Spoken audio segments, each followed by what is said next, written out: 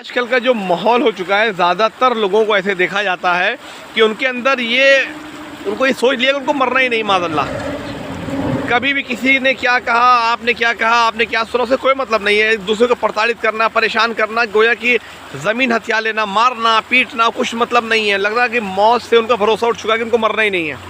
यकीन जाने, और अगर जो आदमी प्रताड़ित हो रहा है वो सिर्फ सब्र करे और अपने अल्लाह पे सब्र करे। और एक दिन वो आएगा कि अल्लाह ऐसा दिन लेकर के आता है कि इंसान को झुकने में मजबूर हो जाता है जो आदमी गलत करेगा। यकीन जाने, आप ये मानते हैं ना कि सुप्रीम कोर्ट में फैसला गलत नहीं होगा।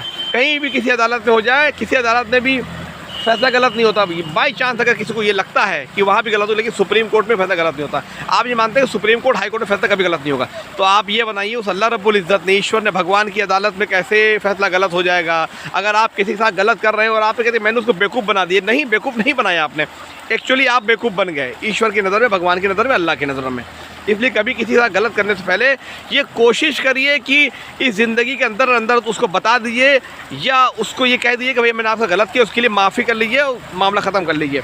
क्योंकि अगर आपने किसी को दिली चोट पहुंचाई है तो आपके साथ वही चोट पहुंचेगी, क्योंकि ये दुनिया गोल है। और जावेद अख्तर जैसे लोग तो जो है कि ये तो बताता है कि गॉड एग्जिस्ट नहीं करता। तो जावेद अख्तर जैसे लोग, भाई पानी है तो पानी का कौन क्रिएटर होगा? हर चीज़ है, मेरी कोई फैक्ट्री है तो मैंने कुछ बनाया तो उसका कोई ना कोई क्रिएटर तो होगा। उनको कोई समझ जाए, उनको कोई समझ सकता जावेद अख्तर को, क्योंकि वो खुद ही समझ से बाहर हो चुके हैं, है ना। तो और एक दौर वो था, आजकल कुछ ज़्यादा ही कुछ नास्तिक लोगों की वैल्यू बहुत बढ़ गई है। मतलब वैल्यू मतलब उनकी क्वांटिटी धीरे धीरे बढ़ गई है।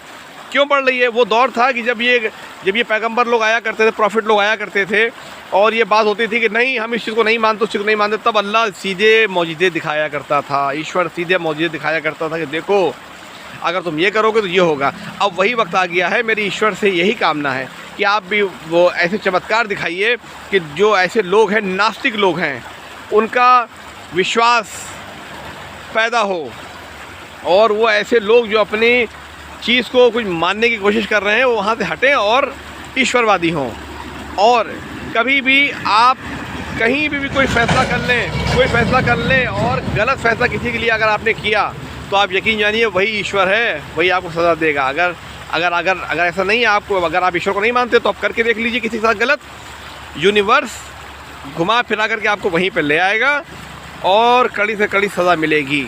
इसलिए कभी किसी से गलत ना करिए, क्योंकि कैमरे ऊपर वाले के हमेशा आपके सामने हैं। और आप लोग अक्सर लोग जो ये सोच लेते हैं हमने गलत किया, उसको पता भी नहीं चला। अरे नहीं, ये सोचिए ना उसको आपके ऊपर कितना विश्वास था कि आप उसके साथ गलत करते रहे, वो आपके ऊपर विश्वास करता रहा। इसलिए विश्वास बनाए रखिए, एक दूसरे से मोहब्बत रखिए। जितनी आप मोहब्बत बांटेंगे ज़माने मोहब्बत मिलेगी।